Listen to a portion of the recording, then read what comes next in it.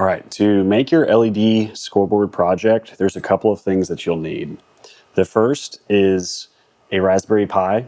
I would recommend a Raspberry Pi 4. 3B will be fine, 5 will not work, and a Pi 0 will not work. So you're looking at a Pi 3 or 4, and I'd recommend going to 4 for the little extra RAM and CPU, because this is a little bit of an intensive process showing this on the display. You'll need a micro SD card. I'm using 64 gigs just because they're cheap, but you can go as low as probably like 16. We don't need much, but just whatever's cheapest. You want to get a high performance card though. Cheap cards could cause issues on the Raspberry Pi. I'm using a SanDisk Ultra and I've had no issues. I'll show you how to format that and get that set up on the computer in a different video. This video, we're just talking about hardware. So we have a Raspberry Pi that you'll need to run it. And then you'll need something called a hat or a bonnet. There's a couple that I recommend. This is a triple output Hub 75 bonnet from Adafruit. And the reason I recommend this one is because there's a little switch right here for the E addressable. And this is super helpful for certain displays. The Adafruit low pixel count displays don't need this, but some of the WaveShare ones on Amazon do need this. And if you don't like soldering, being able to move this little dip switch to change it from 4 to 8 addressable E is super easy, and you don't have to solder anything. This also supports 3 displays, which would be 3 rows of displays, and they daisy chain across. So I'll show you that in a moment. But this would be like row 1, row 2, row 3, based on the port numbers. Another option you have is the RGB matrix bonnet for Raspberry Pi, also by Adafruit. This one, however, does have a few quirks to it. The first being that E-addressable line we just talked about. It's a solder pad right here on the back, and you'll have to know your display to know if you need to solder to the 8 or the 16.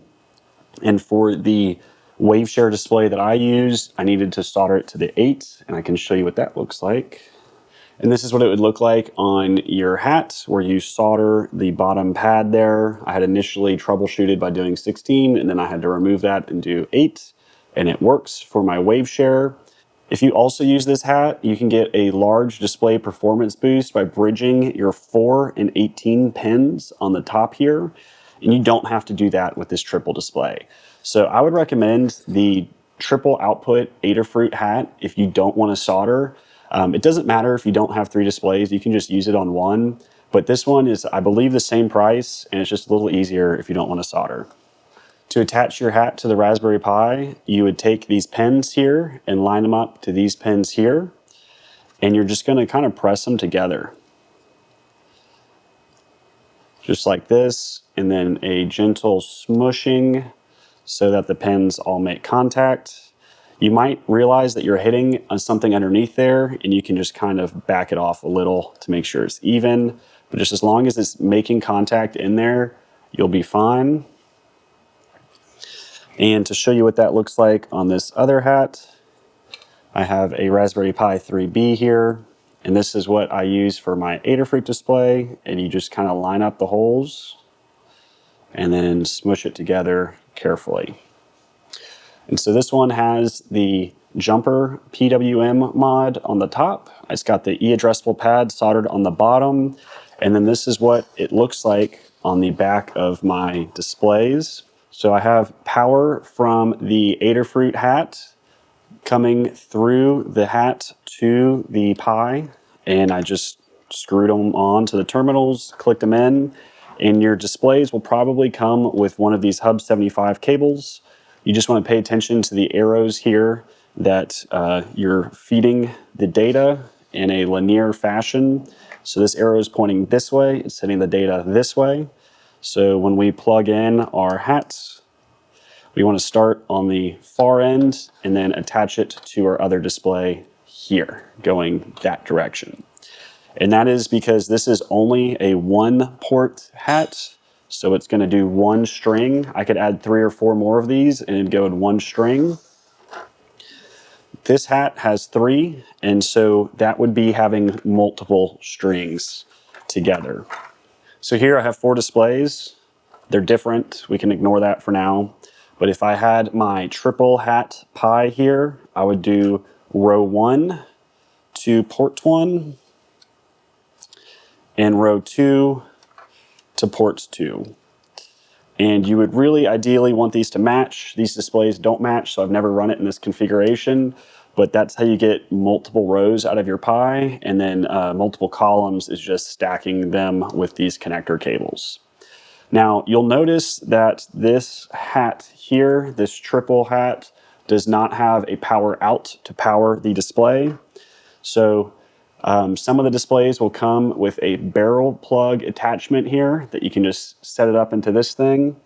And so you'd use something just like a switching power adapter that has a 5-volt output, and the number of amps is going to depend on the number of displays that you use. One display can use about 3.75 amps if all the lights are on and at full brightness, but we rarely do that. But you will see performance degradation if you don't have enough power, so make sure that you kind of oversize on your power adapter.